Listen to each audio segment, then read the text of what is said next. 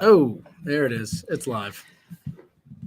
It's live. What's up, guys? Hey guys, guess what? Girls and 2 pods for you today. a two-pod stream. What a day. What a Exciting day. It's Exciting time in Philly sports. You're right, buddy.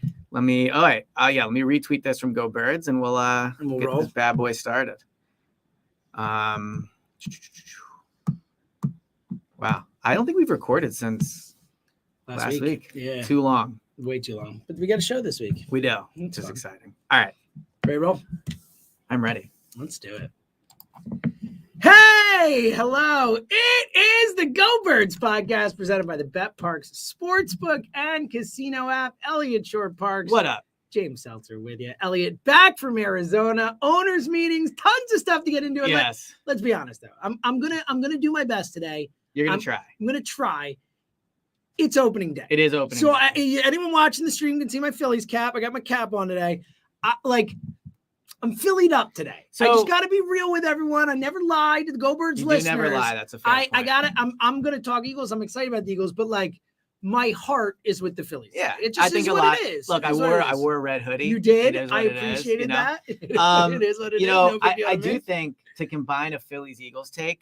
Oh, see, this is why he's the best in the business. Yeah, that's why I try. Writer you need. I do think the Eagles, the Phillies this season, especially before the Eagles start, will be a good preview of the challenges of coming off of playing in a championship. It's a really good point. Losing a championship. The Phillies are definitely talented, obviously, but man, it's hard. The Reese thing, whatever. But yeah, no, I agree. It's the playoff run last year definitely, I think, adds excitement because I think Joe said this today, Joe DeCamera on the morning show, how if you look at 5 days before they made the playoffs last year, where they're losers, everyone who cares, blow it up, or whatever. Yeah. And then they go on a run and, changes things everything. change. Yeah, which is so different than the Eagles because the Eagles were so great all year. But they both ended in the exact same place. We talk about the chat on the pod often. Shout out to the chat. But no, I mean the one with me, you, and Jack. I'm in Arizona, and again, it's impossible to be in Arizona now without thinking of the Super Bowl. It just is. On my flight there, I was thinking about how the last time I flew there, it was because of that. When I walked in the airport, I remember seeing the Super Bowl signs. Arizona's ruined now. And man, it's just so crazy to think. I tweeted this out and got a lot of different responses. And it's interesting now that we've had a few weeks or, a month and a half or whatever since the game, how you view it differently. And the thing I just think about so much with it, and I thought about the whole time I was there, I was in Arizona, was they were up 10 points and lost. I would have almost bet my life. They were so good at holding leads and everything. And I still think the season's so special and all that, but not to start the pod on a bummer note, but it is what it is. Being in Arizona, you could feel it. And I was debating telling this story on the pod, but I think I'm just going to tell it. I love it. And I was going to hold it to the end, but I'm not even going to do that. No, nor should you. All right. So not to get into discussion about media rooting interests and I know how you feel about it. I feel the same way, all those things. So the NFL owners meetings, they have a party every Monday night.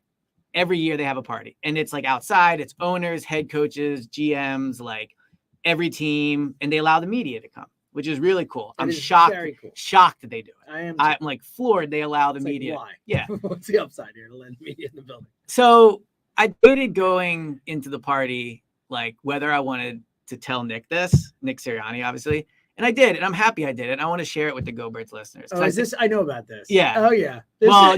This isn't what you think. Okay, something else. Well, I did show him the video of me This is what I know. He showed Nick Sirianni the video of him. Yeah, and to be fair, there was context. There was a live band, and they were doing More Money, More Problems. Okay. So that's how that came up. Yeah. Well, I debated saying Mo, but I can't decide. Well, I know what it is. Mo Money, Mo Problems. It's the name of the song. I know. It just feels like it sounds silly when I say it. It does. Mo Money, Mo Problems. That's the name of the problem. I agree. Song. Yeah. So anyway, I kind of feel like I represented the pod well with this. I said to Nick, I was like, you know what, Nick? I just want to let you know, I thought you deserved to win that game. And I really think you're going to end up winning one. Love this. Look at you. Yeah. And I just really feel that way. Yeah, being in Arizona, they deserve to win that game. You know how I feel, I know the Chiefs were the bet. We're not getting in all that. No, I'm just saying, fight about it again. Nick Sirianni as a head coach, he deserved that one. Yeah. and it just sucks they didn't win it. Yeah, true words were never It's so spoken. funny. Like, he was very kind. Like, it was a nice moment, but you could also tell there was a part of him that was kind of like, yeah, Elliot, I know it's Yeah, thanks, buddy. Yeah. See, here's what I understand. You do all this, you go up and but it was a nice shot. Represent the pod. It's a really nice gesture. Yeah. But instead of that, you could have gone up to Nick and been like, "Hey, Nick, I have your new best friend, and he's my pod partner. Well, like, Nick why aren't needs you to come guys on the best pod. friends? What is happening here? Nick needs How to come are me on and the Nick not pod. best friends yet? Of Yeah. all the people in this city who are not best friends, Well, it should be. So here's another takeaway from the party. There is a clear set of coaches that like think they're so cool and like they always hang out with each other, and it's like oh, like, do you want to get? I bet you could probably guess who they are. I'm sure I could. Go I'm ahead. sure Sean Payton, one of them. No, so this is Really? a different vibe. A different vibe. It's like Sean McVay, I was just about Kyle to say McVay, Shanahan, Mike yeah. McDaniel. That's the other way it was like gonna go. These coaches are like they're all like hanging Like out. the young, it's genius like guys. all like tightly dressed clothing and everything. Like very like look how young and hip we are. And there was part of me that was thinking like Nick belongs in there. Like Absolutely. Nick is young, Nick is successful. Yeah. But who Nick hung out with all night? I saw like Steichen and Gannon. Oh, And I thought that was kind of cool. Like. So our coach is the nerd. Is that what you're saying? No, I think that's a good quality. I mean, it's the like one coach who was left out of the picture when they took the picture. Well, that's the other thing. It's outrageous. He should have been in that picture. It's outrageous. So been for in that those who don't picture. know, they took a picture of the 32 NFL head coaches. Yeah. Somehow there were 31 coaches in the picture, and our guy was not in the picture. And like, I have no idea how that happened. So who? Someone should be fired for that. So I actually think it falls on both sides. Nick and the Eagles should prioritize Nick being in that photo. Yeah, no doubt. Right? Like he should be represented in the photo. But also the NFL should be like, Nick Sirianni just represented the NFC in the Super Bowl. Or he should be in the picture. Honestly, it should, even if it's let's go. Who's our least favorite? Josh McDaniels. Like, even if Josh McDaniels isn't there, like you should count and be like, oh look, we only have 31 people here. Are there 31 or 32? Oh, there's 32 teams. Who are we missing? Here's a really outrageous. Here's a really good way to do it. Why is there an empty chair? Exactly, another way to do it. Yeah. So he should have been in the photo. I thought he deserved to be in the photo. I think it goes that way. He deserved to win the Super Bowl. Coaches. Keyword of the weekend, deserved. Yeah. All right. Well, let's get into Arizona and your experiences out there, and obviously you can add some color from being there and all that. Well, I got a bit of a tan. I could see you look amazing. Well, because you pack for the trip, you're coming from Philly, and you're like, it's probably not going to be that hot in Arizona. But Howie talked outside, and like I basically got burned the whole time. Love it. But you know what, man? Like, it's the job. I do. It's the job. It's why you go to college. It's a tough life you live. Yeah. Yes, that's exactly why you go to college. You do like to tweet about packing and snacks and this. And well, you're big like we'll let that down. All right, let's get to what you experienced out there. Let's go in order of how they talked and your takeaways from each, because I think the one unique thing about the owners' meetings each year is all three guys have to talk. Yeah. And that is, there's nowhere else that happens. Like Lurie will talk twice a year maybe, but like there's only one spot, one time where all three of the big dogs who run this franchise, the owner, the GM, and head coach, all have to speak. And they all spoke there, and you were at all three press conferences. Yeah. Let's start with Howie. That one happened first, outside and all that. Your thoughts, your big takeaways from what Howie had to say. Obviously, the Hurts contract was a big theme. Maybe some Carson Wentz talk was in there. Get into that. Your overall takeaways, and then we'll get into the specifics. So it started with the Chauncey stuff. And frankly, at this point, you probably feel the same way the listeners might. Like, I'm a little tired of relitigating the Chauncey Gardner negotiation. Yeah, well, especially when he's mouthing off. He's gone, too. Dude, that shot at Hurts. Like, all right, earmuffs 1, 2, 3. Go fuck yourself, CJ. All right, you just played a year with Jalen Hurts. That dude was awesome for you. That guy got you a freaking Super Bowl and is the most likable, hardworking, whatever. And then you're gone from the Eagles and you're like, ha, Lamar's my guy. Like, go fuck yourself. Well, here's what I'd say. Go fuck yourself. He's allowed to think it's Lamar. I wouldn't tweet it or whatever. I forget. It was Lamar, right? It was a shot. However you want to look at it, whether he meant it or not, the world will look at that as a shot at Hurts from CJ. And that's I do think CJ, and I think the free agency has shown this, he's a very online guy. Like he's on Twitch, he's on Twitter, like, right? So I think he was aware of how this was probably going to be perceived. But the kind of, not to, how he didn't say this directly, but like my takeaway from kind of like being there and hearing him talk about it, to me, I think we can now definitively say how this went. The Eagles started off by saying, we will give you this much money and we want you back. That money was not anywhere near what Chauncey thought he was going to get. and the safety market was not there. So the Eagles said, all right, see if you can find more money. He couldn't.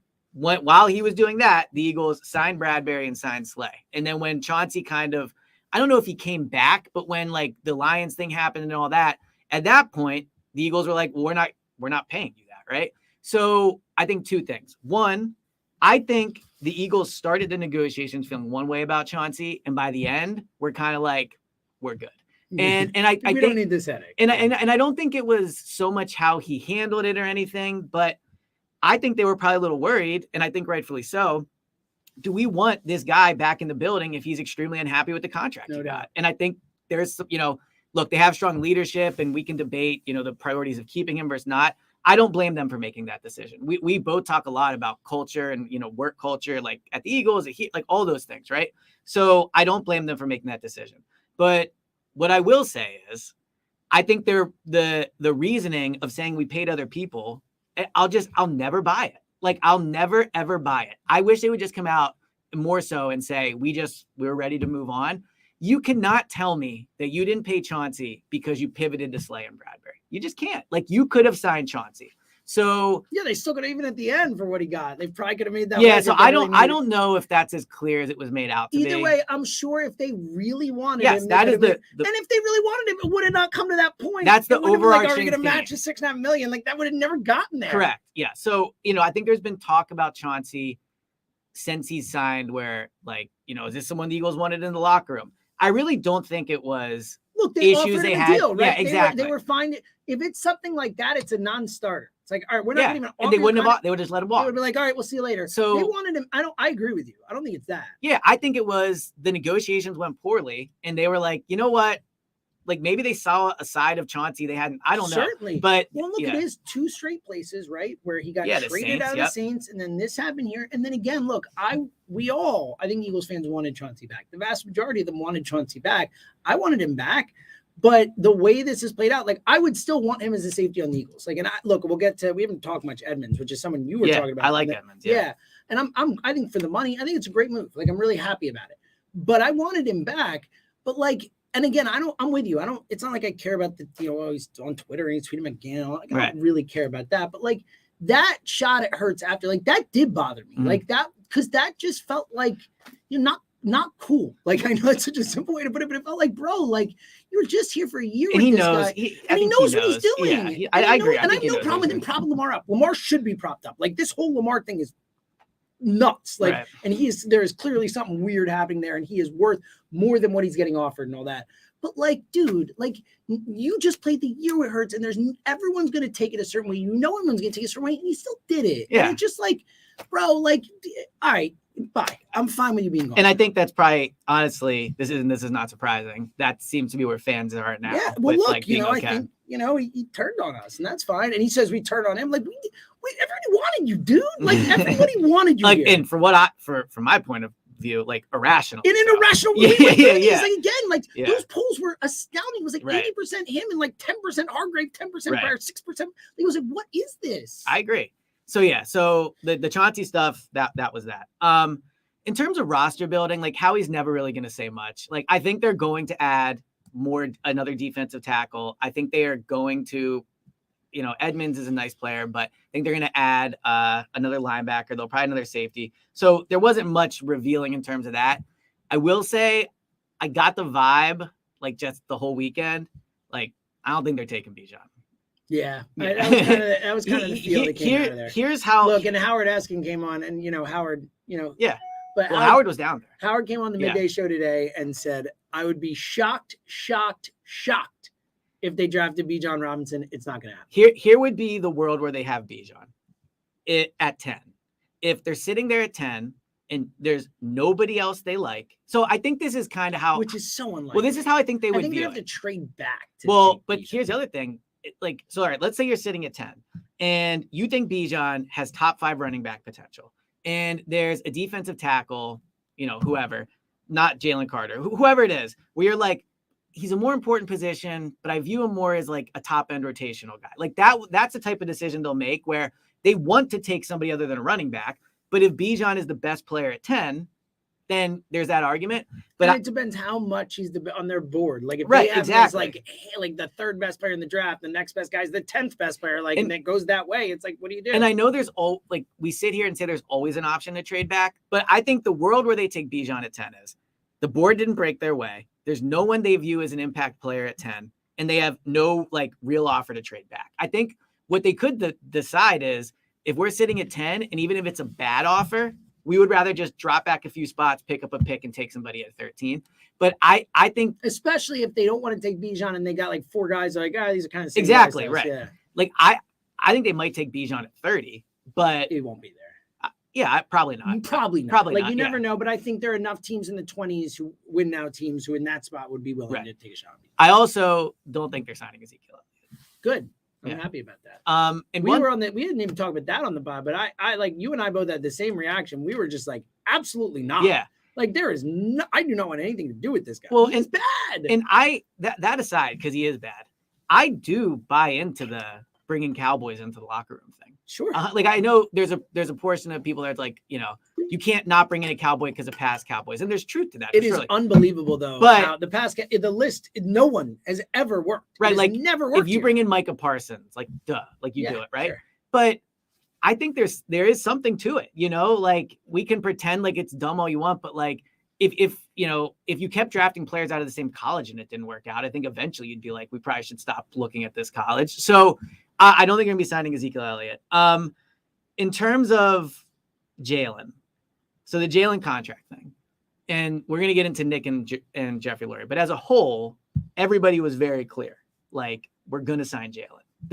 It could not have been more. The message, it is 100% locked that Jalen is getting signed. The way they talk. Jeffrey Lurie, he's going to be here forever, here for a long time. They made it very clear. Yeah, and so I think the issue, not even issue, but I think the actual negotiating point with Jalen is not the money; it's the years. I think if Jalen wants a shorter deal to get another one quicker, or it makes sense for the Eagles to do a longer deal, spread it out, right? The whole thing. Right. So I think the issue is not the 2023 money or the 2024 money. It's in 2025 and 2026.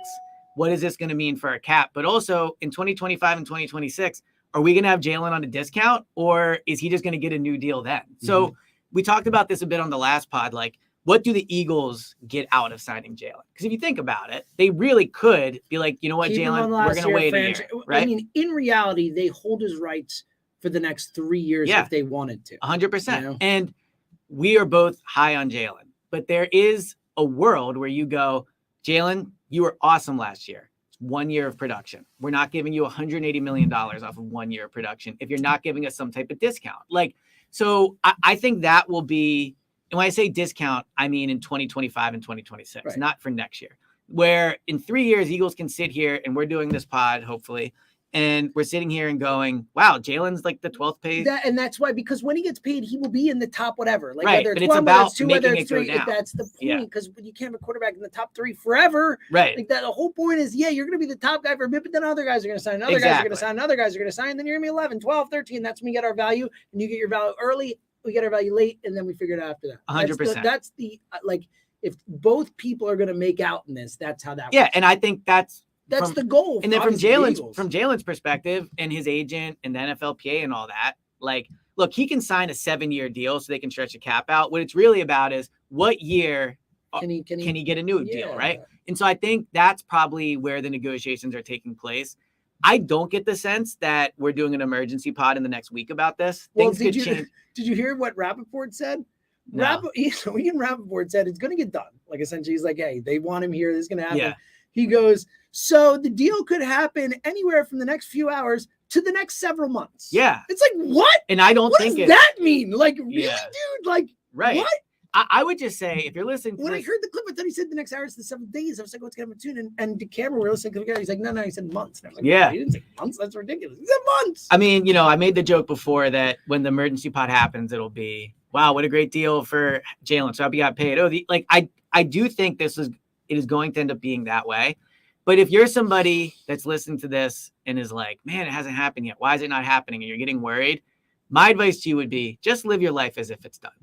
because it really doesn't totally matter. agree. Yeah. You know, like Nothing they're not changes. acquiring a new player. He's on the roster. Jalen Hurts is going to be the quarterback. He's going to be the quarterback next year. It's like, a great point. You know, it's just a matter of working out details in the contract. So they're going to pay him. And, you know, Howie didn't like negotiate through the media. He didn't come out there and go, look, we love Jalen, but at the same time, he came out and said, we're going to pay the guy. Right. He was basically, we're going to pay him. We think he's awesome. Jeffrey said the same thing. Nick really wasn't asked about it, but Nick spoke highly of Jalen. He talked about how Jalen is in the weight room working out every day and, you know, all those things.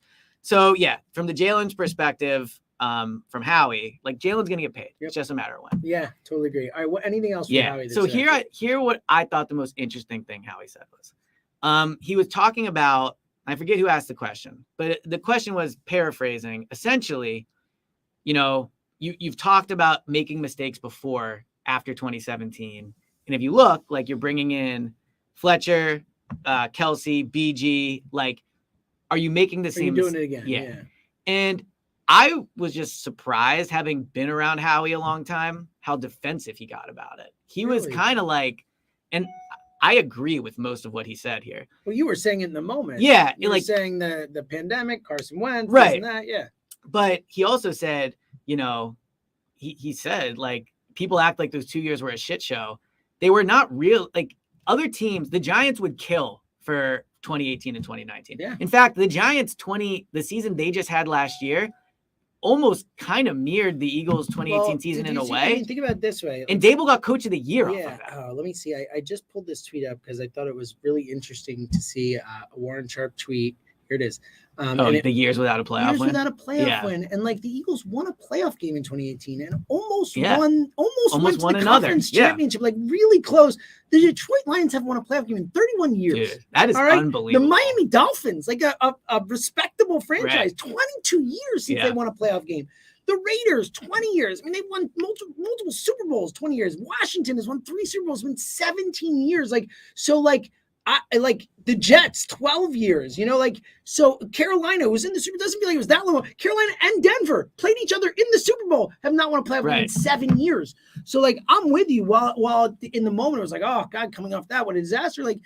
Like there are teams that would with hindsight, kill for those teams. Exactly. So I was just surprised how defensive he was. It's not like Howie, in my opinion, especially now, like especially publicly, when he's riding you know, high. Right.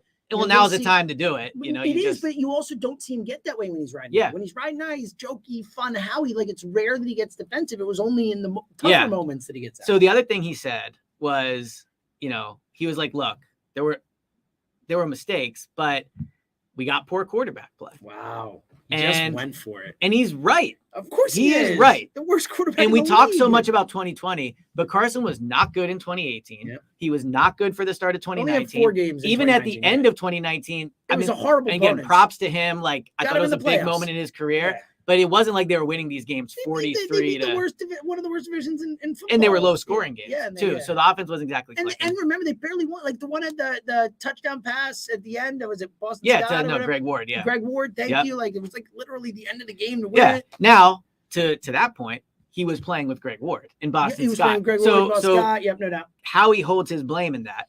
But I think where Howie is correct, and you know, it's a shot at Carson, but it also is almost like a warning to Jalen in the way that when you get paid, like that's it. Like you're the guy now. Like Carson had to be better. And there were mistakes and injuries and, you know, Howie, I don't think he was skirting blame as much, but he was just trying to share the blame. Yeah. But he's correct. He is correct to point it at Carson.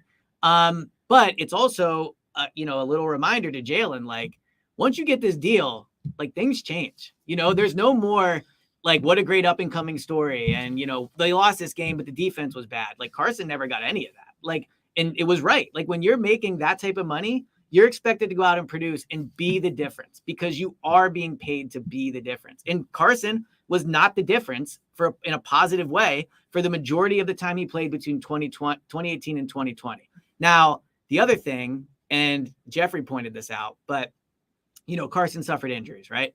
Well, guess what, guys? You paid him after those injuries. Yep. He tore his ACL and broke his back, and you paid him after that, right? So I think both things are true, you know, off of what Howie said. after 2017, and it really wasn't the 2017 offseason, it was more 2018, 2019, they made mistakes and they should hold blame for that. And I think they're dodging that blame a little. But they also are correct in saying that it was the quarterback, and that more overall, outside of 2020, the Eagles in 2018 and 2019 are were teams that, while they were always pointing down and it wasn't who the Eagles are as a franchise, Lions, Dolphins, Giants, Washington, Cowboys haven't won a playoff game in how many years, right? So like, I think that with the hindsight of 2020, it wasn't as bad as from an accomplishment standpoint as it was to watch. It was just one year. It was one year. It was the worst possible year and all that. And I think it coincided with paying the guy and then the guy falling apart. And like, it felt like the franchise was falling apart. Yeah. But it wasn't. And it's a great point by you. All right. I want to get to Lurie and Sirianni in a minute. First, download the BetPark Sportsbook and Casino app. I mean, seriously, let me tell you, there is some real opportunity this weekend. First of all, you do live in-game betting, which I've told you, real opportunities in the college basketball tournament to make some money with the live in-game betting. And let me tell you, going into this college basketball, the championship round this weekend, so to speak, bet on the underdogs.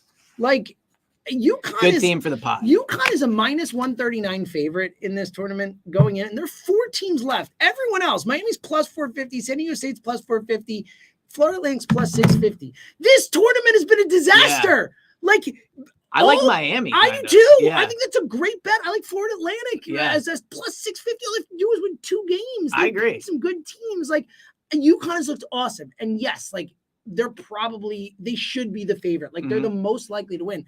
But those odds are out of whack. It's 4-1. It's saying that 1 out of 4 times. I agree. 3 out of 4 times they're going to win it. In That's super crazy. long odds, yeah. Super long odds. So I think there's a real opportunity to make that. Plus, the Parks Picks pod will be coming out basically at the same time as this one. Go listen to it. Pretty much. And I'm going to go through every single team in Major League Baseball and tell you the over-under win total. We're all going to learn something on that. We're going to learn something. Maybe we'll see. And again, here's the deal: all new users, if you bet $10, you can get $125 in sportsbook bonus back. If your first bet is a winner, you can bet on more than score. You can bet on points, rebounds, assists. You can bet on home runs, all that good stuff when baseball starts. So much fun with the BetParks app. BetParks.com has all the terms and conditions. New users and winning bets only $125 if your $10 bet is a winner. Sports bonus bet must be wagered once. See website for details. Must be 21 in Pennsylvania, New Jersey, or Ohio. Ooh. Welcome, Ohio. Welcome. I mean, in general, welcome to the 21st century. That's what I'm saying. Yeah. Gambling problem, call 1-800-GAMBLER. And Elliot. Well, I got a question for you. Please. What would you say the most underrated part of the house is? Or maybe most important? Oh, this is a great question. Look, I'm going to go with the windows. It's the windows. It's the windows. It's the windows. See? And here's why it's the windows, especially now that it's sunny out. I will say it is amazing. Like, one thing I appreciate in my elder state, like I love this, by the way. Where the windows are and like how big and like the quality, it really impacts the lighting in your house. That's true. It does. Oh, like, it's massive. Like, so we have big windows on our first floor, but for some reason, it's a city, like the light just doesn't hit the way I want it to. It just doesn't. And I frankly never realized it until we partnered up with our new shout out to Window Nation. Shout out to Window Nation. So windows are important. I just proved it. Point Literally, blank. Yes. It's factual. And here's the deal, guys. Everyone loves a smart investment. I mean, me and James love smart investments. Yes. We talk about it frequently. Yes. And there's no better place to put your money right now than your home. That is true. Like, you can really build up the quality of your home right now and build up how much it's worth. If your home is 20 years or older, Window Nation has the perfect offer for you. You get 0% financing for 5 years. So 5 years, 0% financing. That's pretty wild. The amount of things I would buy if I got 5 years, 0% financing is frankly irresponsible. This is unheard of because 0 interest for 5 years is simply wild. Plus, Window Nation will give you 2 free windows with every 2 you buy. Protect and increase the value of your home today. And again, there's tons of benefits outside of just the lighting, which is a good one, especially now that it's spring and summer. And it's great when you put the window up and it's nice and cool. Oh, buddy, pop it open. Take a nap during a game with the window up. So here's some other benefits. Save up to 30% on your energy bill. So you're saving money by buying something. That's pretty sick. Increase the value of your home by up to $12,000. I wish my value would go up $12,000. Kristen would be happy about that. It could, yeah. Get a federal tax credit of up to $500. And again, if your windows are sticking, drafty, cracked, hard to open, or locking when they close, you need new windows. So everybody check out Window Nation. Just like just like Parks, they're a family part of the pod. They listen to the pod. They are real ones. They are auto downloaders. So how do you get in contact with them? 866-90-NATION. So 866-90-NATION. Great phone number. Or go online at windownation.com and tell them Elliot and James sent you. That's right. Always wanted to say that. Me too. Yeah. Honestly, me too. I've heard it on the radio so many times. I've never exactly got to say it. Like when I was in college, I was thinking, what do I want to accomplish? And you want to do the thing where it's like, and tell them Elliot. Tell them I sent you. And I get to say James too. So that's it's a beautiful thing. I do like your elder comment and your elder years. In my elder years. Did you know the new term? So I'm right on the line. I've always been so I was born in 1991. So it's like right on the line of the millennials versus Gen X. I was Gen Y for a little bit. Like there's no name for me. Like I was kind of in the middle. Technically, you're unique. Right. Yeah. So there's a new term. Really? I think I'm an elder millennial.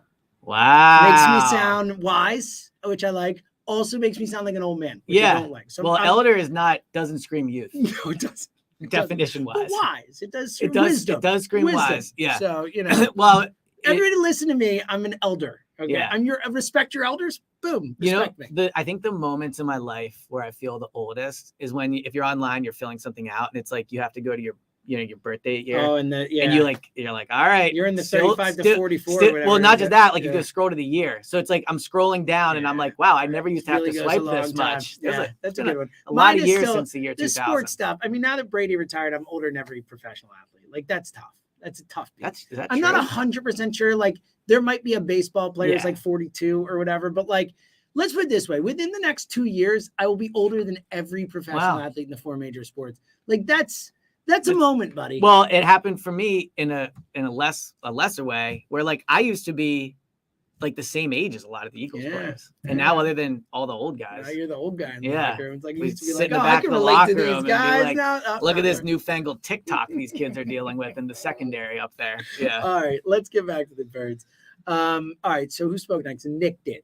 Nick spoke. I think probably the least, not necessarily ripping Nick, just more that we hear Nick the most. So there's not as much to say. Not as much to say. And anything from Nick? Yes, I have a couple takeaways. One is watching Nick talk compared to the rest of the coaches. You do realize what a good spot the Eagles are in. Like his table was, it was like in the middle of the room. The table right next to him was the Packers table. So LaFleur was talking.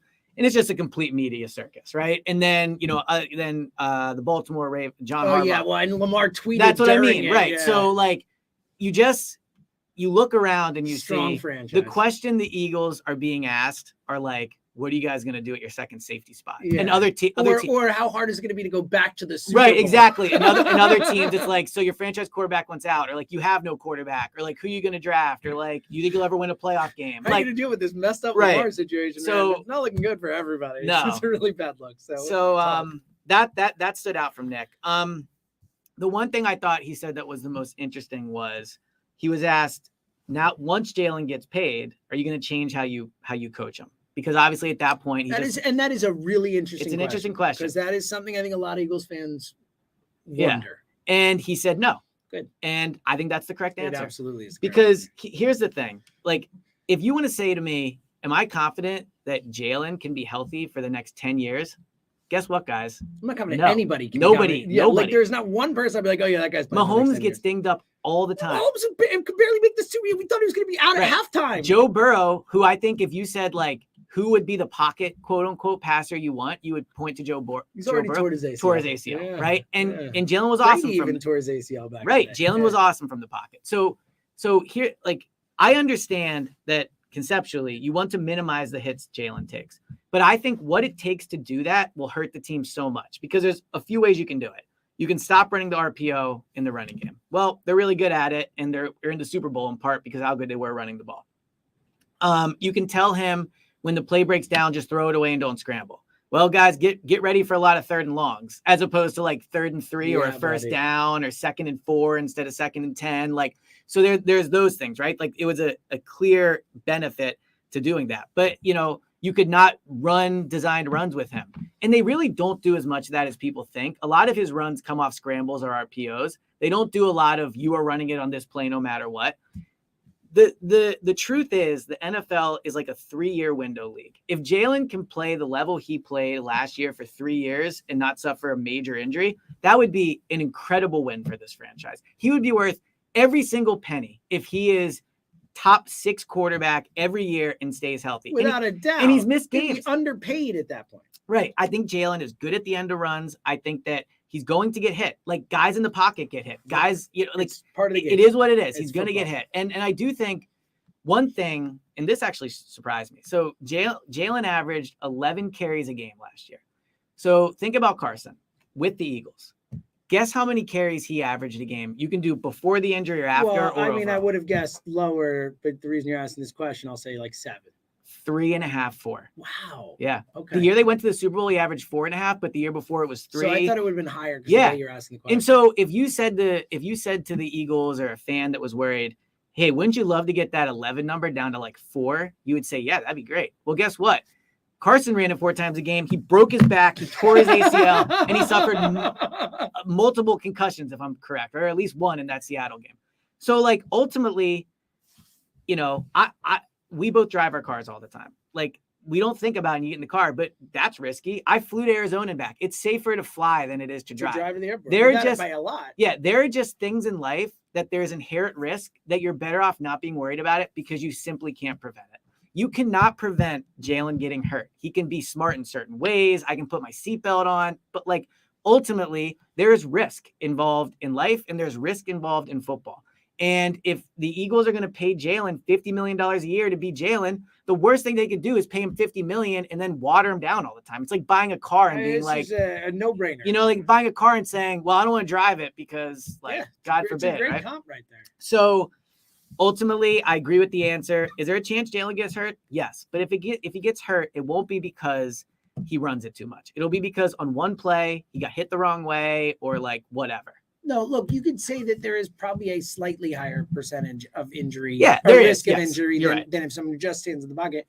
But to your point, I think it's negligible and it's certainly worth not changing what makes the guy special. Because yes, he's great in the pocket and all that, but what takes him and his brain, and there's so much that goes into it. But one of the things that makes him truly elite and truly special is the ability to move and the ability to get in the pocket and run. Like, and that's what I want in a massive. quarterback. I mean, he hit 11 touchdowns. I mean, this Right. guy is like a massively important person in your ground game. He makes the running backs better. He makes the line better. Like, it is just right. 100%. And I also just think there's something too of like he's a football player, watering him down. And again, you know, to your like, point, like getting in his head too much. Any one of these guys can be running and tear their knee up Yep. in non-contact injuries. Yeah. Like, all right, that's the number one injury we fear them outside. You know, DeMar Hamlin has changed. Yes, certain, right. I get like what you're in saying. general, when we're watching football, outside of a bad concussion, like the injury that we fear for our players the most, the ones where we're like, oh no, are the ones with the non-contact. It's when there's no hit. It's when they go and they turn, they fall on the ground. It's like, oh no. And frankly, like those are the ones that end careers. That's my point. Yeah, like those are the ones you fear the most when you're watching, whether it's an Achilles, whether it's an ACL. Like those are non-contact things. Yeah.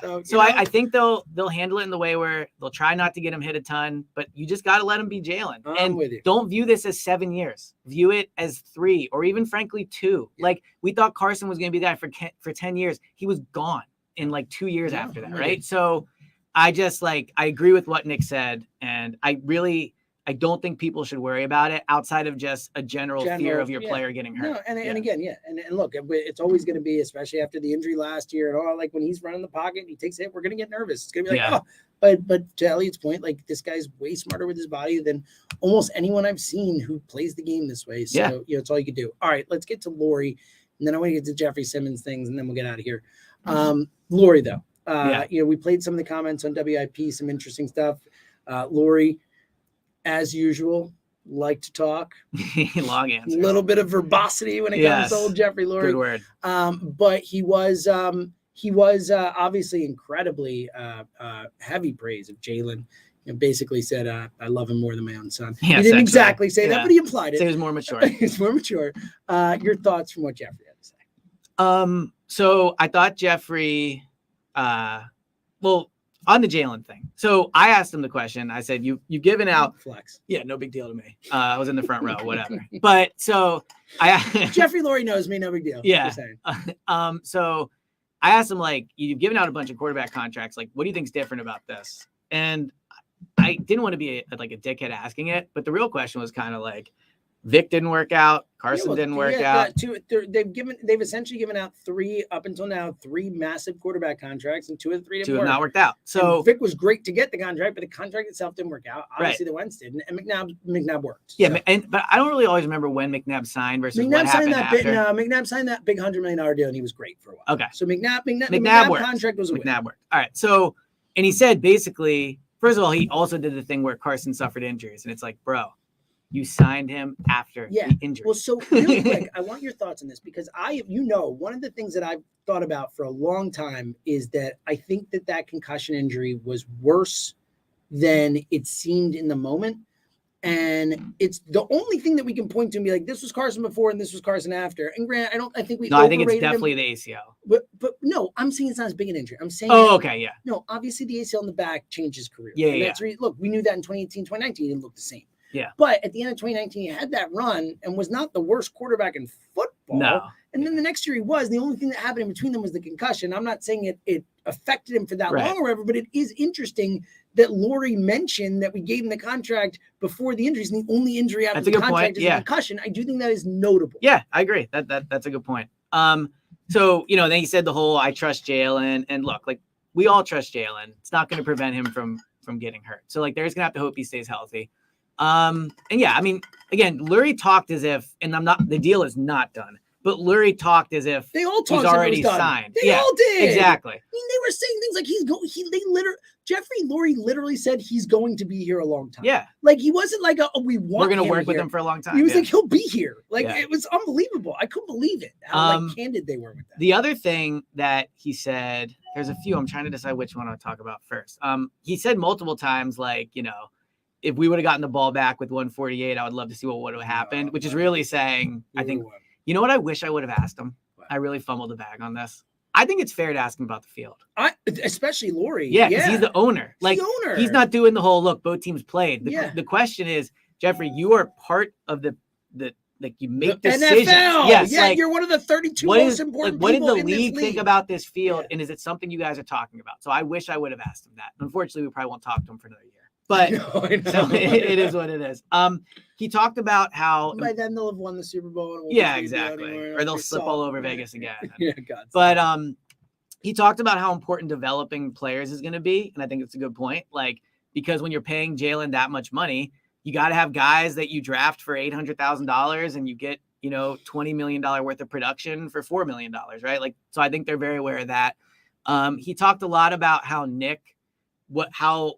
Nick is very comfortable going outside of his bubble to hire coaches, and how many people he interviewed, and Brian Johnson was outside of Nick's bubble. I think Sean Desai was too. Yeah, he was. Yeah. And I don't think it was like a shot right at Doug, but if you remember part of the reason they fired Doug is because I think it was a shot right. Yeah, he offered like the least inspiring head coaching staff you could think of. It was just guys like Press Taylor, Matt Burke. Like, so I think that was, and understandably, Jeffrey liked the way Nick went about this better.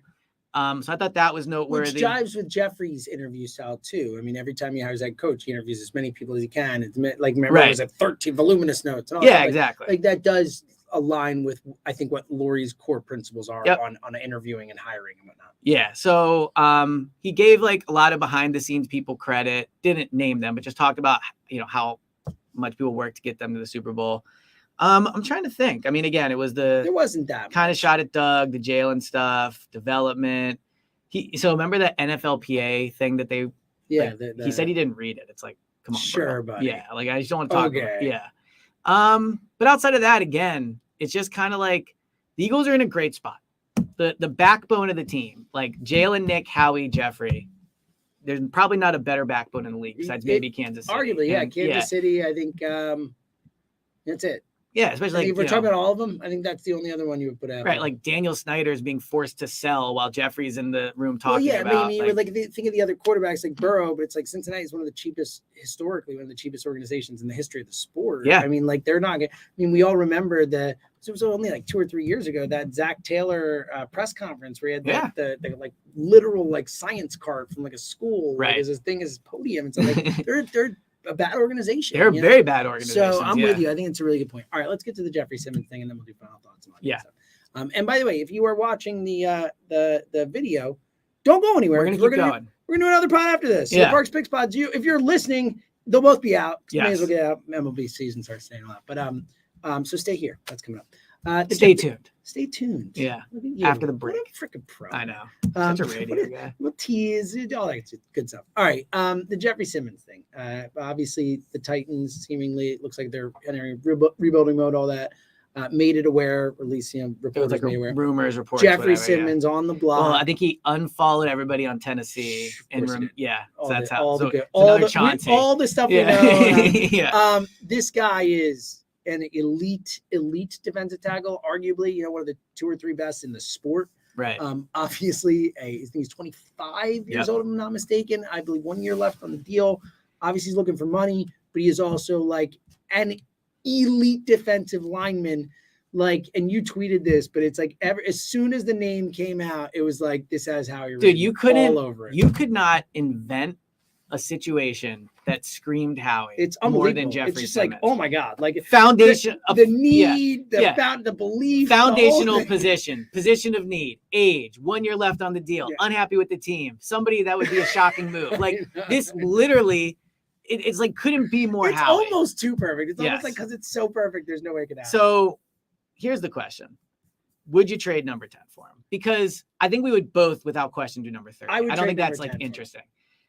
Assuming that Howie feels comfortable with the extension, And I think you would definitely would if you were. no, yeah. not. I think I would give them the money. I'm saying, Yeah. I'm saying, can they afford it right now? Like, is this a player that they can bring into their plan? Right. You know what I mean? Because this is clearly a plan that they have, and the way they've navigated this, and the money they've spent, and Hurts, and the draft picks they've accumulated. It's all part of this plan. Yeah. So if they can fit Jeffrey Simmons in this plan, yes, I would trade the 10 pick for Jeffrey Simmons. I think this is a generation, not generational, but like again, in the NFL, like one of the best. He's players. better than any defensive tackle they have by far. He's one of By the best far, in the yeah. sport. Right. And you've got a window right now where you have a great team and a chance to win the Super Bowl for the next few years here. Yeah. There's a guy who could be here for a part of it, fit your biggest need on the team, which we've talked about. It fits from their organizational philosophy, all that type of stuff. Honestly, my bigger question is not would I trade 10, because I would. And again, it might not take 10. I don't know. It might not, because you have to pay him too, which is part of it. Here's my question is, after getting absolutely fleeced, and not just fleeced, but like publicly chided throughout the season for trading AJ Brown to the Eagles, will the Titans do it again? Well, that's my concern. It's a new general manager, which helps. Yeah, they got like clowned now. Yeah, I mean that would be a loser mentality. I for agree them, with you. You should not do it, but I just wonder. But human nature is what it is. They're humans. Yeah. GMs are humans too, Elliot. But I don't think anybody makes a better offer than number 10. No one in the top. If they offer 10, they're getting it. Yeah, no team higher than 10 is trading that player. I don't know if they would offer 10. I don't know if they would either. Because they have to look at these guys and say, like, is there someone who, obviously being Jeffrey Simmons would be a really high bar, but is there someone who can be a Pro Bowler for a cheap price for the next 5 years for us? That might be more valuable. Yeah, and look, if you get to your point, if the player you get at 10 gives you 4 years of Jeffrey Simmons, like that's a win. Even if they give you 4 years of 90% or 85% of Jeffrey Simmons, like, wow, that was a win. Right. And so I'm offense all the way, like at point blank period. First of all, I like Jeffrey Simmons better than any player they can take at 10. I like him better than all the corners. I think, Bijan's awesome, but he's way more important than Bijan in a way. So yeah, I would, you have to pay him, and that's part of it. But I would trade number 10. I would do it. If that's what it took. If that's what it took. I would, and again, I would definitely trade number 30. Like, I don't know what else you would add in, like, a 30 and like a 2 next year. Like, I don't know, but he is. I mean, AJ Brown was what, a 1 and a 4, and I mean 3. Jeffrey Simmons, similar value player. To AJ more important. More important. No, yeah. I think Jeffrey Simmons. I think Jeff Simmons. I agree with that. We just saw what Javon Hargrave got. He'll get that. And he's 5 years younger. Yeah. So which is massive. Right. That's part of the reason I would trade him, is because he's so. I mean, again, the downside is you have to pay him. Like in an ideal world, you think the guy you're going to get at 10, because we just talked about this with what Jeffrey said, Jeffrey Lurie. Like what? Not Jeffrey Simmons. Right. Yes. You're going to have to draft and develop for cheap, and that is part of it, and especially number 10. But also, just you got to do what you got to do. And if you can get Jeffrey Simmons for number 10, you do it. I think you do it. I'm right there with you. All right. Anything else on the Eagles before we do final thoughts and all that? I did the how well they looked compared to other teams. No, I mean, look, I like the Terrell Edmonds signing. Oh yeah, real quick. Real quick. I like someone, it. Yeah. So that was someone you have been kind of I think last offseason and this offseason you kind of mentioned as an option for the Eagles as someone who your former first round pick, talented guy, and played in Pittsburgh. Look, he started a ton of games at the position. He comes from a great franchise. For what it's worth, Pro Football Focus had him ranked higher than Chauncey as both a defender and in coverage. That's hilarious. I think when you look at where he lined up closer to where Chauncey did. I don't think he's as good coming up to the line and playing man-on-man coverage. Like, he's just not. That's Chauncey's best skill. But I think as a safety, you could argue he's better than Chauncey. Mm-hmm. Chauncey is younger and could develop into being better. But if you had to play a game today, I think Terrell Edmonds is a better safety. Now, their track record with signing safeties is not great. They just haven't been good at it, but I like it. I think it's a good signing. I think you can pencil him in as a starter. I think it takes pressure off Reed Blankenship. I think they'll add somebody else. So, yeah, I think it's a good move. All right, and quickly, last thing before we get to the final thoughts, because we're talking a lot of Eagles, really chopping it up about how we're learning on it. Let's not forget, what this podcast really is and what you really are. Yes. Number 0. Oh, yeah. Allowed in the NFL. Yes, that is. I'm surprised we didn't lead with that. That's what I'm saying. I mean, this is like the wheelhouse right here. So I didn't want to forget our roots. Yes. You know what I'm saying? Here's my takes. Yes. 1, I don't think 0 is as cool of a number as people make it out. I don't either. Yeah. I really don't. I think it's kind of lame. Yeah, I'm not super in on the number. I am right there. I think there was this whole thing this is awesome. I'm not so sure. I am so happy with me because normally, I really trust your opinion on such things. And I felt like I was like a voice in the wilderness. I was like, it's cool. Oh, it's so cool. Yeah. I'm like, I don't think so. Why? 0 is not cool. I don't think Kenny Gainwell would look good in it. I don't even like Maxey. I don't like Maxey wearing 0. I just don't like 0. It's better in basketball. Maxey than it would be. I agree. But I don't like it. The number 0 it was a weird number to wear when you're playing sports. I also think specifically to the Eagles, it's going to look small on the jersey. So you have to go double 0. If you're it almost has to be. All right. But I think, and I tweeted this, you might have seen it, but I think there's a clear guy that should wear 0. Once I thought of it, and actually, I won't even say it. People tweeted at me, and then I agreed. Is it Jordan Davis? No. Okay, because that was like the. I don't think he's allowed. I think it's only Is it only position players? And stuff? It's if you're not a lineman, you can. I saw someone tweeting that Reed Blankenship should wear it, which I thought was I hate pretty that decent. One. No, I hate that. All right, ready? Yeah. I don't think anyone should wear it, but if you're gonna pick one, it's Nakobe Dean. Why? Because 17 is an awful number on Nakobe. So just get him out of 17. And here's the deal. It's going to make him look small, and I get that. But guess what, guys? Nakobe is small, but you know what 0 will also make him look? Fast. And I think I think he would really benefit from a change of number, spiritually, 17 was not kind to him last year. He didn't play. Okay. And it's just, look, I get he has emotional ties to it. It's not a good linebacker number. Here's what I will say. I think it's very clear if they're going to do this stupid 0 thing.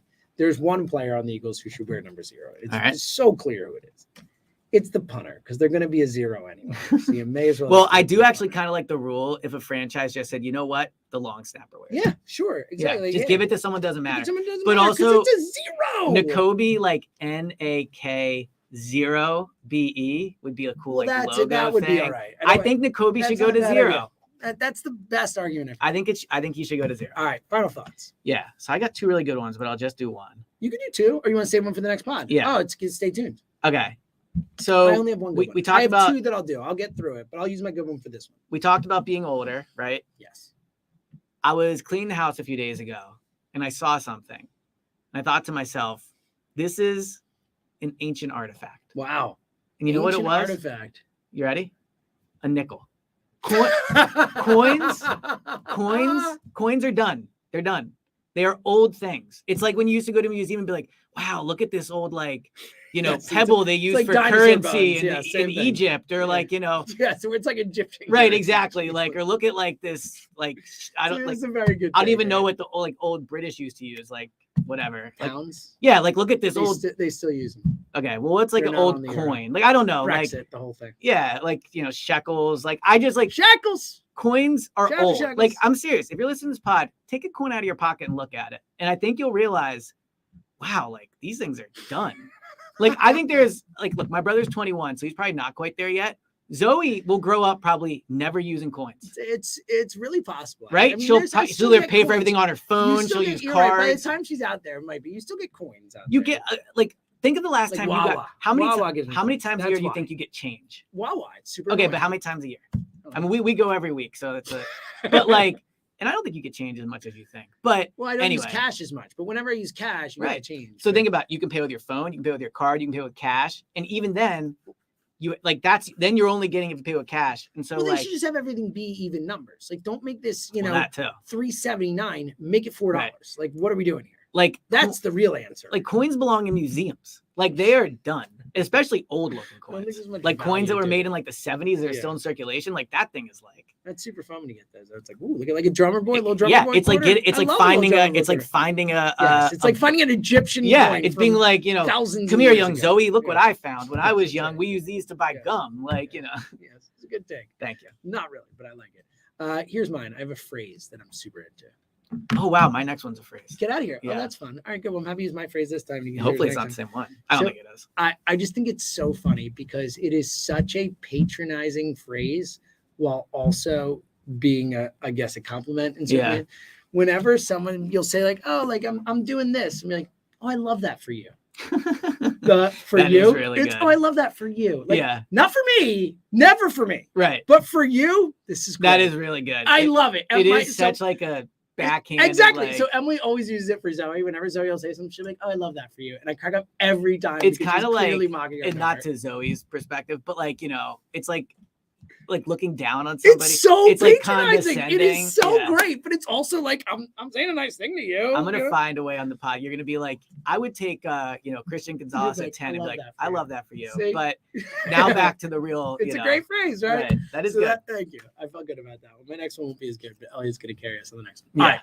Coming up next, literally next, both listening, just flip to the next pod, watching, we're going to do it right now. Stick around. Parks Picks Pod, Bet Parks Picks Pod. I got to get used to the Bet Parks. That just Well, Parks. think Parks about for it. so You long. bet at Parks. That's right. It's a good way to It's think the about Bet it. Parks Picks Pod. Yeah. That is coming up next. Until literally next. So until then is until now. But Yeah. until now, he's Elliot and James. And I still am. All And I still am. right, let's save this puppy. Boom. We're diving right in. Now you guys see that we literally are Elliot and James until the next podcast. Yes, that's right. That's right. Things Yes. don't change. Does not change. All right. Bet Parks Bond. 3 3 0 2 3. Is that right? Yeah, that's right. All right, let's do it. Ready? Yeah. What else would you pick? Yeah, I'm not going anywhere. Yeah, that's right. All right, here we go. Hey, hello. It is the Go Birds podcast presented by the Bet Parks Sportsbook and Casino app, the Bet Parks Picks Pod. Elliot Joe Parks, James Seltzer with you again, right after being with Yeah, you. we're back. Yes, so if you're listening on the pod, okay, because obviously people watching didn't go anywhere. We're here. You're listening on the pod. I know I said in the last pod, but it literally has been like 3 seconds. I mean, Yeah, 10 seconds. not even. Since the last pod, and we're back. Yeah. Well, And it's opening day. I was gonna say, so that's the exciting thing. And obviously we talk all the time about betting on sports. Yes. It is kind of crazy to think there's a whole new sport to bet on today. It's amazing. It, like, It's baseball. An entire new plethora of options Look at to you pick using from. plethora, right? Thank That you. was good work by you. I love that for you. Thank you. Oh, there you go. That was beautifully done. Thank you. Man, I have a baseball take, but I don't know if I want to drop it. Ooh. But I think it's going to dominate the whole pod. So I'm not going to say it. Do you want to say it at the end and then we won't fight about it too much? Okay, yeah, Is it go. one I know? Yeah. Is it the one I hate? Yeah. Okay. We'll get to that later. Yeah. It's really funny. All right. Yeah. So here's what we're going to do. We're just going to go through all the over-unders. I'm going to tell you what I think. Now, Okay. I will be, again, never lie to Go Birds listeners. I'll be completely candid. Last year at this time, my life, a little less busy than it was this year. Yeah, you're at a this little time. more busy this So year. last year I was like really, really locked in. And I Right. went through I had 3 out of the last 4 years. Blah, Yeah, blah. you were good last year. Not And I gonna- think the bets did well. The bets are great. Yeah. Not gonna be But to be clear, you should still tail James. on yeah, this. have fun with this. Yeah. The bets are not as good this year. I'll Okay. just be honest. I did not have as much time to put in. My fantasy baseball teams aren't as good. I just have not had as much time. Well, to here's put the in good this news, buddy. season. Fantasy doesn't really matter. It's great. So So that's why I'm just going to bet on This is where the something real else. stuff matters. This yeah. is where the real stuff matters. I do have my 1, 2, 3, 4, 5, 6, 7 favorites. Okay. So So we're I doing did- all 30 teams? I'm just going to roll through. Okay. Oh, Is it 30? I love that face right there. You are correct. Mike. Yeah, It's 30. okay. Here's an easy way to remember it. Baseball, the one Same sport- as basketball. well, it's just there's 15 and 15 each league. It is an odd number. So that's why Hmm. there is always an interleague game at all times. 15 and I see what you're saying. Because 15. all the National League teams can't play. So there's always an interleague series. Well, unless a team's not playing. Well, no, but a series happened. Okay, I'm yeah, saying, yeah. like, no one takes 3 days off while everyone else Right, I plays. get what You you're might have a saying. day off, but Wow. the place, yeah. No, well, It's kind of weird that it used to actually be, right? 2 leagues. well, yeah, competing. and they never play each other. Now, like the schedule How this dumb year. is that? Well, Like, think about that. there are a lot of people who would argue with you, and I've long been a fan of interleague play, and I'm good with it. But there Yeah, I would was, hope so. but there was a beauty to the idea of like you're facing a team in the World Series that you've never played, that you did not play all year, that you're only facing in the biggest, and then the All-Star game mattered too because it was the only time you saw these guys play against each other. So there were aspects to it that were really cool, but we're long past. Yes, that. yeah. This year actually has gone. They changed the schedule this year even more. Now it is as wide open as ever been. You don't even play your division teams as much. It went from 19 to 13 each, and now you're playing every team in baseball this year. So well, I'm okay with that. It is crazy how often like you play the divisional teams. Yeah, I think it was too much. Yeah. Fine. Plus, our division's good this year. So yeah. So from the Phillies' perspective, it works out well on our end. Yeah. All right, let's just plow through. I'll tell you my favorites as we go. I will give you at the end one prop bet that I absolutely love. And I'm only bringing in my favorite prop bet. And yes, it does involve a I would hope so. Philly. I mean, look, it's fun to do prop bets, but we're going to watch the Phillies the most. It has a Philly involved. All right, let's dive through. I'm going in alphabetical order. But I will say the first one is actually one of my favorites. Now, this would probably be like 7 out of 7. Can I guess who the first team is? Sure. In alphabetical order, you sure Yeah, can. so I mean, I'm aware, yeah. I'm based. Oh, never mind. I don't want to guess because I should just know it. Well, I did it by. Is it Atlanta? I did it, almost. Arizona. Not too bad. It's Arizona. Damn. You got there. One day I'll learn that wasn't the alphabet. bad, though. You did well, right. to be fair, there's only 2. I know, but so you had to know the teams. Yeah, yeah. Oh, yeah. Sure. Yeah. All right. Arizona's first. Their over-under is 75.5. Love the over this year in Arizona. Do you? So they won 74 games last year, and they got a lot of young talent. Like they have the number one prospect in baseball is going to be a rookie for them this year. Is he going to play right away? He's going to be awesome. So for reference sake, and I think it was overdrafted. I got him in the 5th round of my one fantasy draft. We did the WIP fantasy draft. Joe Giglio took him in the 2nd round of the draft. Wasn't invited to that. Just fair. Would you have wanted? Would you have No, wanted but I would have liked the respect of being invited. I think everyone knew. Like you didn't even care about doing the fantasy Who's football league. Who's in it? You like dropped out of the fantasy football league. I did. Baseball's so much harder. It's yeah, you're right. It's pretty much baseball guys at the station. You know, you're a baseball guy. Well, I was gonna say. It's our boss Rob Lakin put it together. He's big into fantasy. Yeah, he's big. Fantasy. Mike Angelina. Understood. Dan Wilson's in it. Obviously Fritz is in it. DeCamera is in it. Who's coming? Yeah, you're right. Good point. Yeah. DeCamera's in it. Giglio's in it. Hugh and Kyle Quinn. I heard about this together. on the show. I think that was kind of a look at Hugh doing stuff for the show. I like that. Appreciate that. Yeah. No Ike. Other people, no Ike. No Ike. Okay. Again, this is a real. Commitment. I will say, it makes me feel better that Ike's not in it. Dude, it's a real commitment. Richie's not in it. Like, okay. Yeah, I wouldn't upset about it. Camera, you could take the camera's team. If no, you I don't. I know you don't. All right. So you like the under on Arizona? So over on Arizona. I like Corbin Carroll is their rookie guy. He's going to be awesome. Even though Arizona is kind of like a haunted. They are. Again, we're talking about over 75. The Super Bowl was. Oh, good point. Yeah. I probably should go the under. Well, you're going to go over. So. All right. It's one of your favorite all right. Now, these are the ones that I put less work into of my less favorites. Good to know. Not less work. It's just I didn't have as strong a feeling about it. Right. You know what I mean? Braves 95.5.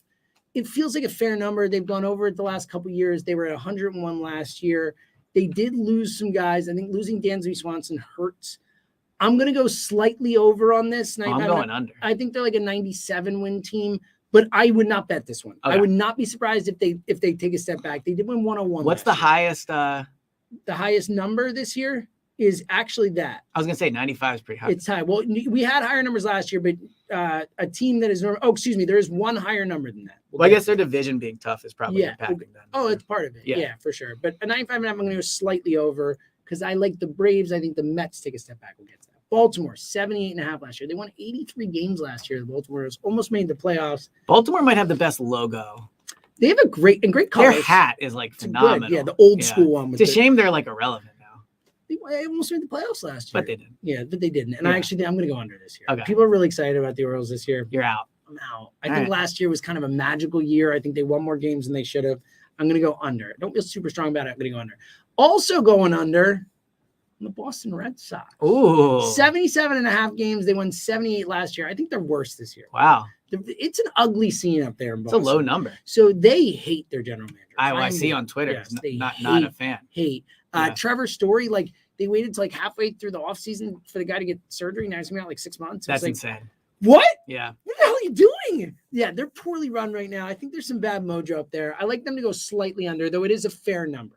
All right, this is probably riveting stuff here. Well, I'm learning about these. Okay, teams, good. yeah. I like this. Chicago Cubs, Trevor 78.5. Story, a guy. Here we go. He's a guy. Yeah. Dude. The Cubs, 78.5, right around the number they had last year. Spent a little money this offseason, nothing crazy. This is a very good number right now. Their division is really bad, which helps them. You don't have as many games against them. Right. This is what I'm really torn on. So if this impacts you at all, there's a chance I might go to Chicago to watch the Phillies play there. Okay, so over. Yeah, Clear so- over on the Cubs. Well, so I was going to say under because because you'll be there to see them lose. Yes, yeah. I was just thinking your presence in Wrigley Field it's a good point. would be such a lift for the rest of the season for the Cubs. Obviously, they lose the Phillies. But for the Yeah. rest That's of the only 3 season, games. So, you know, It's not even interleague play. that's what I'm saying. So, yeah. it's a good Same point. league play. They've played for many years. Yeah. White Sox, 83.5.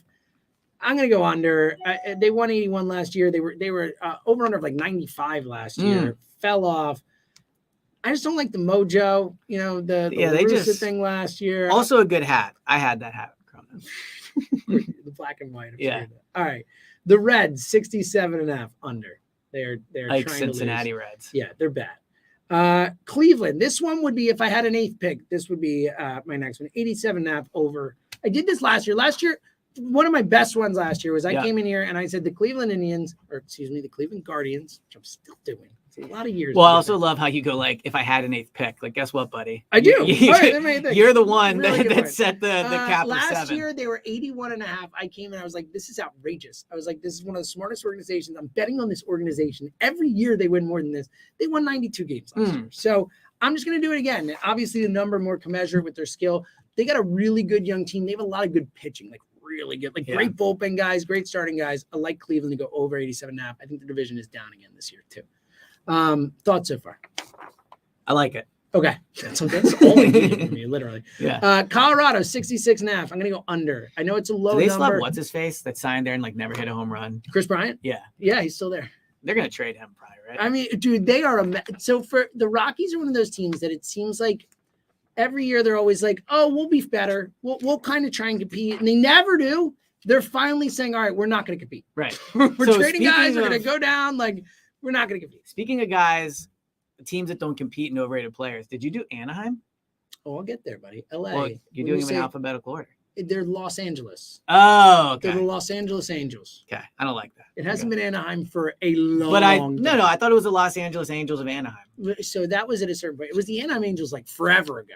And then at a Right. certain point, it was Los Angeles Angels of Anaheim. They're just Los Angeles Angels. I think they should, whatever. I'll get there. But spoiler alert, it's one of my favorites. So, Yeah. shocking. I'm guessing your player prop isn't. No. Yeah.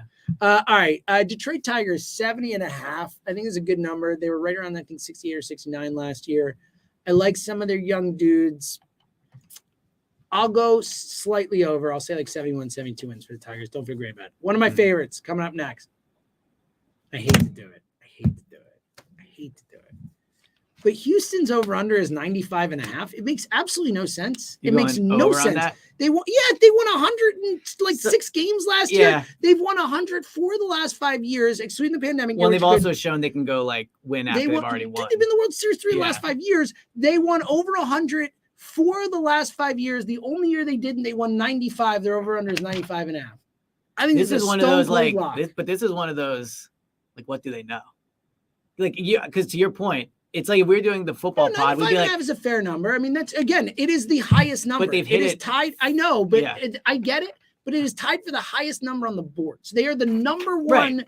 So like sometimes they just don't go higher and they try and build. right, they're not going to do like 102. Remember last year the Dodgers won. I came on here, it was like 98 wins. I was like, this is crazy. They're over 100 every year. Right. They won 111. Yeah. So all right. So So you're going to bet it?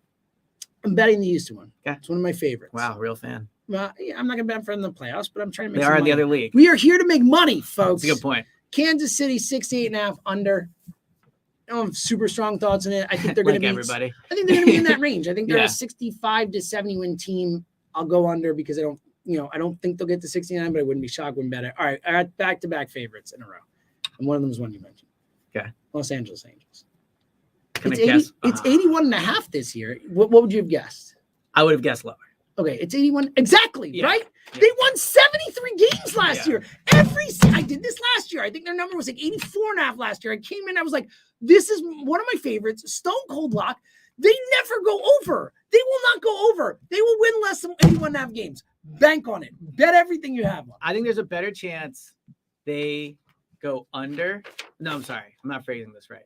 There's a better chance that Trout and Ohani are not on the roster at the end of the year than it is that they go over. I love that take. Thank you. Co-sign that take. And again, I mean, it's got to kill Trout. He's not even the best player on this team. I mean, just show if you're going to play in a strip mall an hour outside LA, you should at least be the best one playing. It's a good point. Yeah. I mean, the funny part is you're playing with like the best player of all time, practically. Yeah. So, I mean, if we're just talking talent, the most talented player I've ever it's seen in my unbelievable life. how good It's not even close. Like, yeah. there is no number in my lifetime. And Barry Bonds, the greatest hitter I've ever seen, and he is still the greatest hitter I've ever seen. He was a great defensive player and all that. Like, Shohei Ohtani's one of the best hitters and pitchers in the sport. What are we talking about? Well, he's by far the most talented player I've ever what's seen. so crazy Nothing's is even in his hemisphere. It's impressive that he does both, but he does both at an elite level. That's the point. He's an all-star in both. Yeah, it's insane. Crazy. Yeah, if he were an all-star pitcher and a decent hitter, he'd still be the most talented player. I kind of feel like the Phillies should try to trade for him.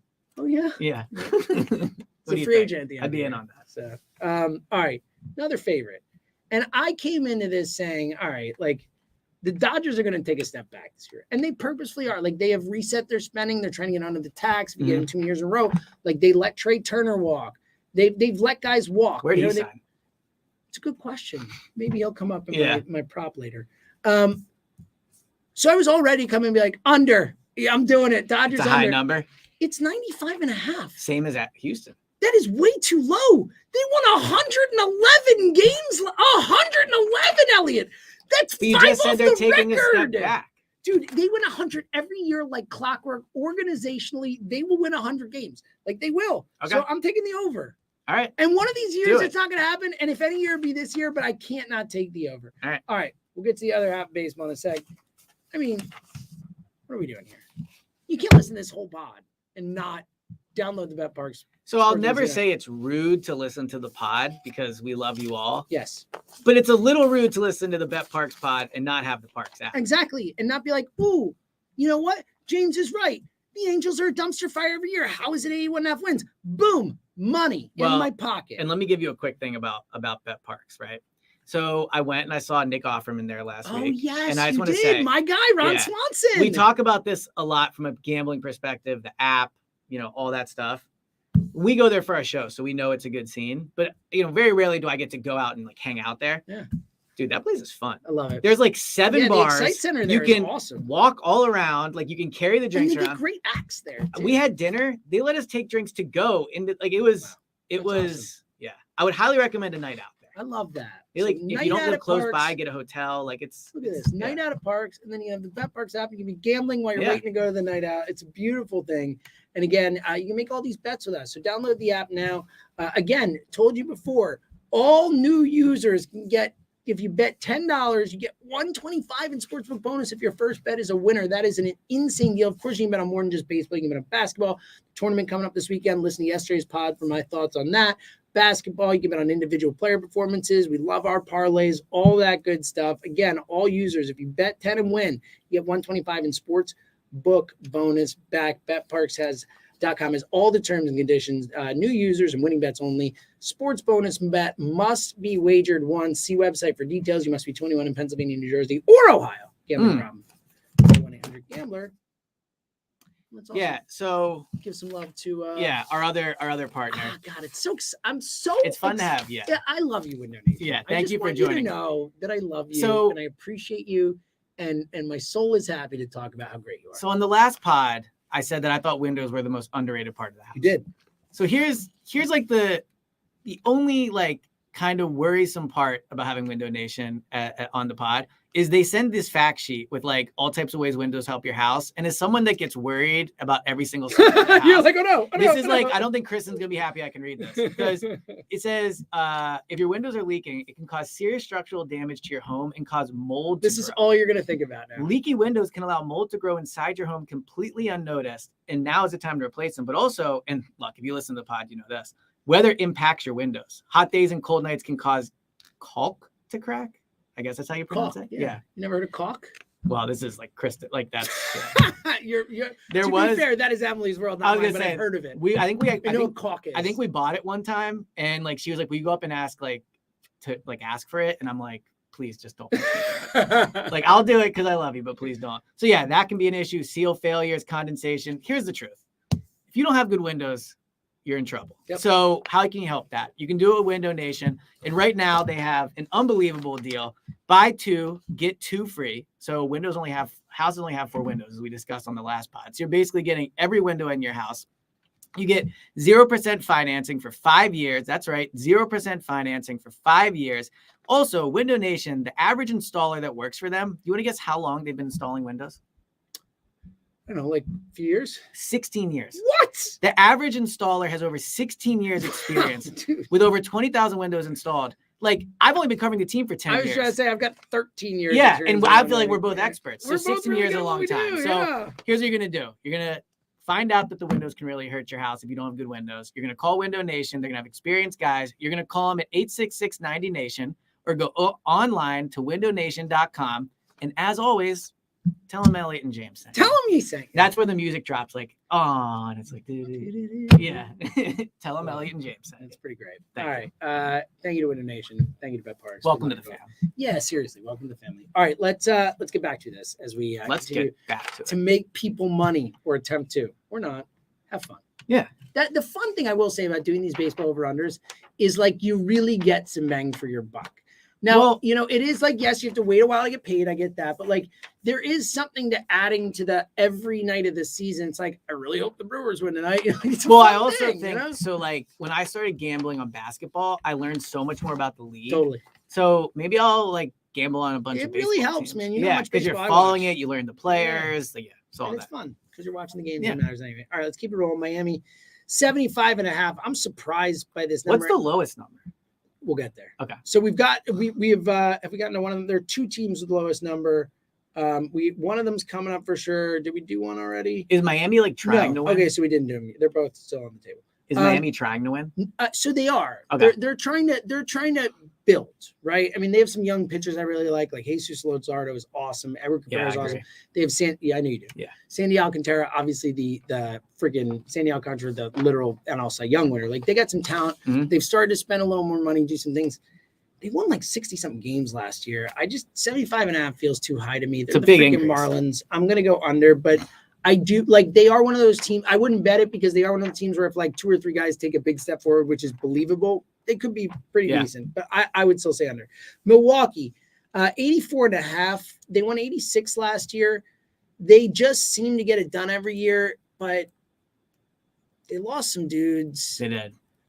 It doesn't feel like they're really all in. On Also, winning. not a great hat. Yeah, really. Oh, I love the Brewer hat. No. Oh, I could. I'm also not in on the whole slide thing. Oh, see, I think Brewers maybe the best like actual mascot name. It's the Brewers. It's freaking beer. It's freaking awesome. I'm just not in on that. Okay, I get it. I don't like the throwback hat. Not a beer guy. I get it. Not a beer guy. Well, gotcha. certainly not the IPA guy. The Devil's drink. The Devils. That's why Brew. Miller Yeah, Light. exactly. Milwaukee. Oh, I'm Mr. works Light out well. beer. You don't have to talk to me about that. Me too, buddy. All right. Milwaukee, 8.5. I'll go under. I think this is a dangerous one to go under because they've been so consistently over the last few years.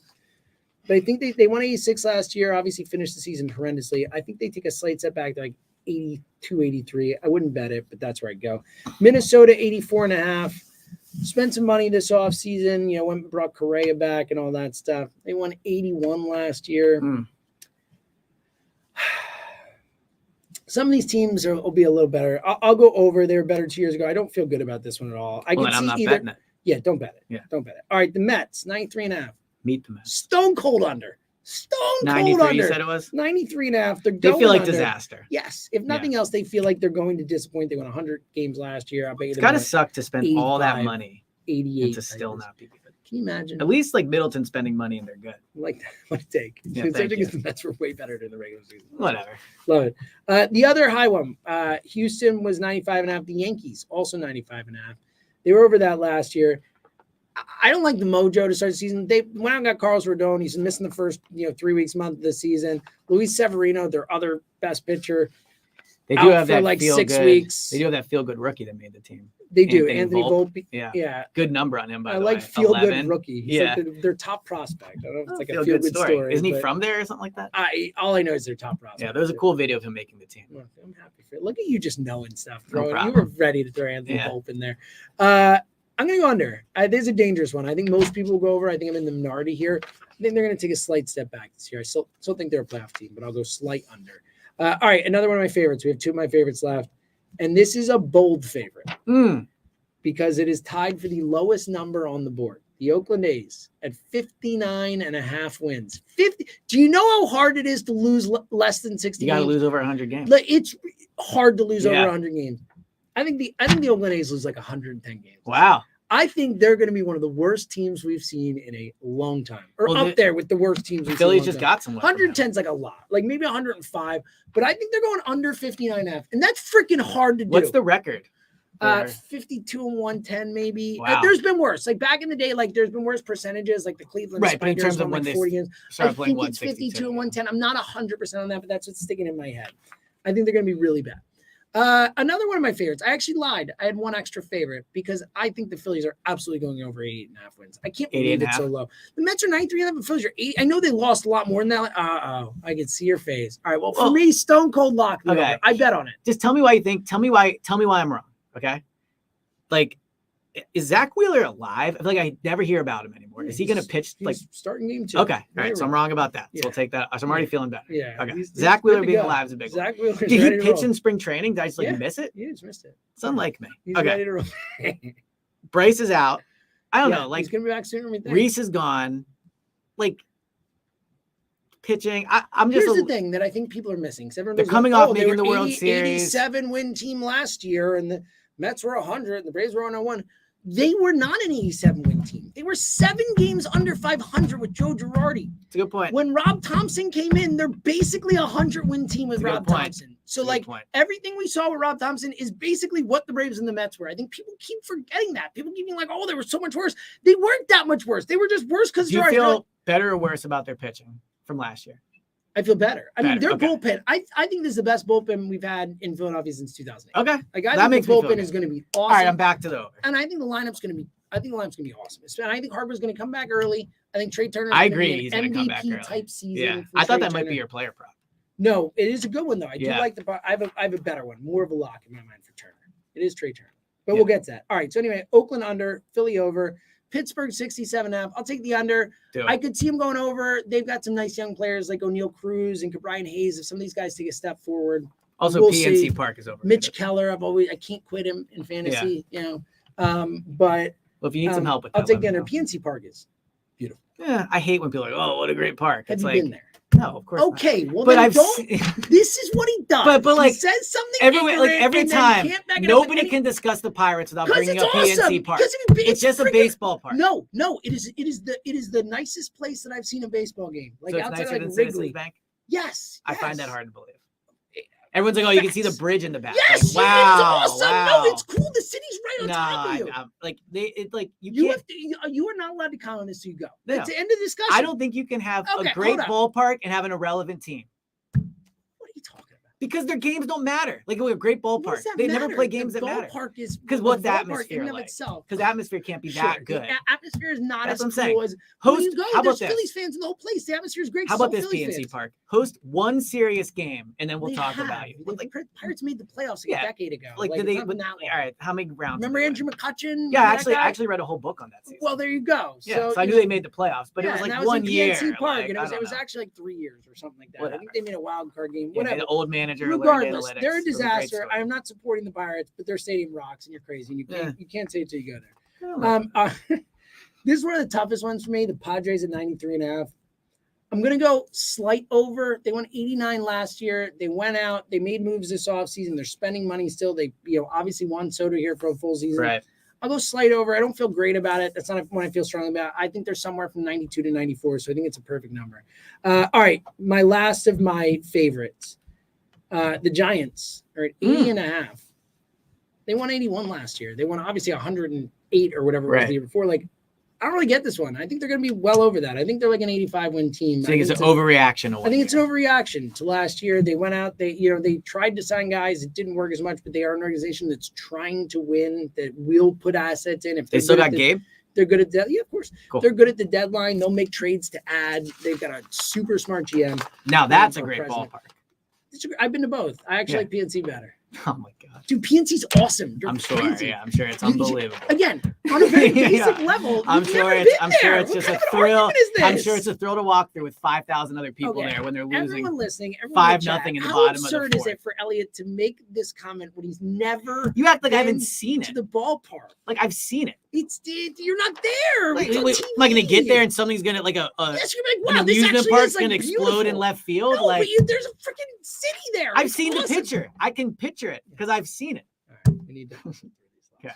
I have an event. Oh, by the way, if you're watching this right now, if you're listening, coming out today. Oh yeah, Tavola Springfield Country Club. New father Jack Fritz made his first appearance as a dad out in public. We're gonna be there. Plus, we've got 20 pairs of tickets, the home opener to give away. Really? Yeah, I didn't know that. Right, dude. 20 pairs. 20 pairs. We have 40 tickets the home opener to give away. Look, I'm sure this place is gonna be packed because I've been there. It is a cool place. That's what I heard. I heard it's great. But if you're listening, that's what I'm saying. I mean, your odds got to be pretty good. That's what I'm saying. Like maybe let's say there's 100 people in there, which would be like a great showing. Yeah, you have a 1 in 5 chance Dude, if everybody does it. I might like send 2 friends. That's what I'm saying. Yeah. Like this is a winning thing. So come hang out there. All right, let's plow through these last one quickly. Seattle 87.5. Love the over on this one. It was very close to being a favorite. They won like 92 or 93 last year. Have only gotten better. They got young guys. We're getting Julio Rodriguez, one of the best players in baseball. St. Louis 89.5. I think it's a perfect number. I'll go slightly over. I think they're like 92. I think they'll cruise in that division. I think they get a few wins because of it. Tampa Bay 8.5. Last year, it was all over the over. Last year, they only won 86 games. It was the first time in a long time. Eye-opening season. 88.5, I think, is a really good number. I wouldn't bet on this one. If I were betting, I would bet on the over just because I would trust the Rays to win a couple extra games, but I don't feel great about it. Texas 81.5. I like the over in this one just slightly. I think they won 80 last year. Well, I think they're going to go 0-3 to start. They went out and got the Grom. Yeah. They do have some bats and stuff. I think they're around an 82-win team, but I don't feel great. Toronto 92.5. They won 92 last year. I think there's a right number. I'll go slightly under, but I could see them being slightly over, somewhere in that range. And then the other 59.5 Washington. There's no way 2 teams lose under 60 games. So, I don't know. Things happen. You're right. My gut was to go under. I'm just going to trust my gut. I think you should trust your gut. I think they're horrible. They are a really bad team. And there it is. We did it, guys. That was fun. Yeah, it was 30 minutes on the dot. How about that? That's good. Literally perfectly planned. All right. Final thought. I guess not. Final thoughts. Not 30 minutes on the dot. Yeah. Well, do you want the final thought or do you want the baseball thought? Oh, I forgot about the baseball. How about this? We won't get into it. Just say, give me 1 minute. Yeah, and I'm not even gonna respond. I'm just gonna go to my final thought after. Yeah, but because we will be unable to stop. Just know, Elliot knows. I hate this idea with every fiber of my being. Okay. Go ahead, tell the audience. And I'm not gonna acknowledge it. I'm gonna go right to my final thought. And then you do your phrase, and we'll get out of here. Yeah. I think baseball should change to have 9 essentially designated hitters and 9 defenders. There's no other sport that has a clear change of possession where we have people play both sides of the ball. In football, we don't ask Jalen Hurts to play linebacker, right? We have offensive players and we have defensive players. It's better for the sport if you have 9 great hitters and 9 great defenders. It's also great for the players because there's more jobs. And I've always thought this, but what prompted it is, there is no reason Rhys Hoskins should be out there playing first base. Rhys Hoskins is playing first base because he has to, right? He's a hitter. No one wants him playing first base. And now, because he had to go out there and try to play first base, he's out for the year, right? Now, you could have the option to play both. Like, Trey Turner, great fielder, great hitter. They could certainly play him at both. I'm just here for optionality. It's a pro-choice type of thing. Like, you should be allowed to choose. It's silly to have to play both. It's just silly. It means players can get hurt less because they're only playing one side of the ball, for lack of a better term. And they're specialists, more jobs. Like, I just think it's so silly to think that Rhys's season is over because of an antiquated rule. If you made the game up today, you would never have players play both sides of the ball. My final thought, how big fan we are of whistling on this podcast. We are. I've talked about it many times. One of my great laments when the dog ripped my face open, slightly worse whistler than I used to be because my lips don't quite connect the same way. It's actually quite disappointing. I used to be like a great whistler. Now I'm like a good whistler. I used to be like you. I'm a phenomenal whistler. I used to feel the same way about myself. Now I know that I'm just a good whistler now because literally it's crazy because my lip got bit by dogs. I have a scar. Right. So you're a hero. So they don't close. Like, they don't close the same way. It is what it is. I'm always so impressed by the people who can do the super loud whistling. Yeah. And with your fingers, you're talking about. Though, or some people don't even need the fingers. And that's even more where there's like, and I'm pretty close to that. I'm not going to do it in the mic because it's bad. But when you can do it like the really loud with the fingers or even without it, where it's just takes over a room. I agree. So impressive. I can't do the finger thing. So that's my thought. I can't do the finger thing either. Okay. So I was in someone's house recently and this was actually in their bathroom, but they had like a picture that had a saying on it. Like, death before dishonor is a fucking wild statement. That was what it said? Yeah. It says death before dishonor. Like, think about this. You would rather die than just be like, wow, that hurt my feelings. Well, no, I think dishonor is the idea of you're saying like, rather than be honorable. So you're saying like you would rather die. But go ahead. You would rather die before doing something dishonorable, like before not honoring your wife or honoring this or whatever it is. Like, that's what did you think it meant? I thought it meant like death before like someone played you. Like, it was like kind of like, you're not going to dishonor me type of thing. Like you're going to respect me. No, I think it's like dishonor, like honor. All right. Well, then I guess it's not that insane. Well, it's like something it's a still knight pretty would say. crazy. It's like something a knight would say. So I thought of it more death as like dishonor. Someone in like a biker gang would be like, you know. No, like I'll die before you disrespect the patch, like that type of thing. I mean, sure, I think that could be a version of it, but I think dishonor is more meant in like, All right. Well, I guess I changed my mind. Nailed it. If that's what it means, then it's not too bad. I think it's something that's probably a little antiquated. I don't think we really like think coins. that way. Like coins. Yeah. But back in the day, or going to war, right? Like javelin or whatever. So right. I think we nailed it. Dying's still pretty. Pretty tough. It's gotta be. I don't want to die. Pretty dishonorable. I would take dishonor before death, personally. Yeah, I would be willing to dishonor. That's what I mean. Yeah, like alive. You could really say whatever. I would go pretty deep on the dishonor. You could really say whatever you wanted about me. Yeah, literally, or like even that. Like I would be like, I'll say whatever you want. Right. Yeah. But the whole torture me. What do you want? Yeah, it's all yours. I would be whatever you need. The biggest snitch on the face. Whatever you need. You're gonna kill me? Yeah, bro. I'm good. Bro, this went way too far. Here's the codes or whatever. Here, you can even take my phone. Right there. Yeah, totally. Yeah. I don't want to die. Here's the code. He's hidden over there. I promise you. He's right in that closet. I'll go kill him. I barely know the code. Yeah, I barely know. Yeah. That would be me. All right. We'll get out of here. Yes, this Saturday. We're back.